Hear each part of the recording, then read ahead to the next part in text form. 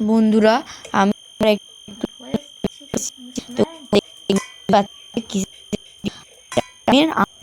খুব সুন্দর হবে।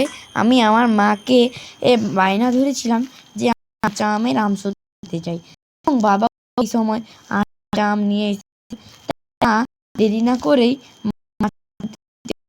এবং আমসত্ত্ব করতে।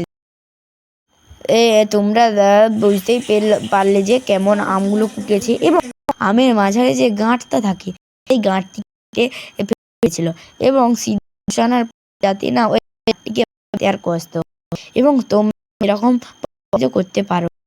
দেখুন বন্ধুরা, এই আমটা খুব ভালো করে সিদ্ধ হয়ে গেছে, এবং আমাদের একটু আমরাদের সাদা এবং এসেছিল, এবং মা প্রথমে চিনি দিয়ে দিল, চিনিটাকে জলে দিয়ে দিল।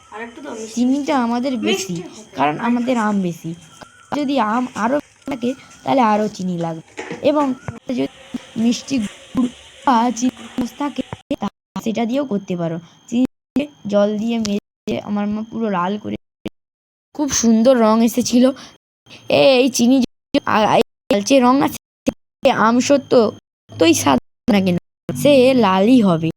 তারপরে মা যে ডাল কাটা দিয়ে আমকে সিদ্ধ কেটে রেখেছিল সেই আমটি ওই লালচে দিয়ে দিল, এবং ভালো করে ঘেঁটে ঘুঁটে এদিক ওদিক নাড়িয়ে চুড়িয়ে ভালো সিদ্ধ করে প্রথম গ্রেভিটা একটু হালকা নাড়াচাড়া করে নেওয়ার পর যখন গ্রেভিটা মোটা মোটা হয়ে এলো, তখন গ্রেভিটার মধ্যে লবণ দিয়ে দিবে। লবণ পরিমাণ মতো দেওয়ার পর একটু লঙ্কা গুঁড়ি, তেজপাতা তো আগে দিয়েছে, তোমরা নিয়েছো।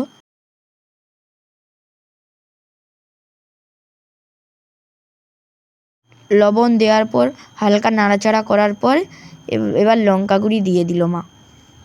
মতো লঙ্কা গুঁড়ি দেওয়ার পর ভালো করে নাড়াচাড়া করার পর 3-4টি থালায় মাখিয়ে, এবং আমাদের 4টি থালা হয়েছে বলে তোমাদের থালা হবে তার মানে নাই। থালাগুলোর চারিদিকে ভালো করে নাড়িয়ে চাড়িয়ে ভালো। টাটা বন্ধুরা, আবার আমরা 2 দিন পরে রোদে দিয়ে দেখুন বন্ধুরা, কত সুন্দর থালা 2 দিন পরে দিয়ে উপর কত সুন্দর উঠে গেল, এবং আমি অসুস্থ, আমার হাতটি ভেঙে গিয়ে খাটে গিয়ে আমার হাতটি মুড়ে দিয়েছিল, এবং খুব সুস্বাদু হয়েছে।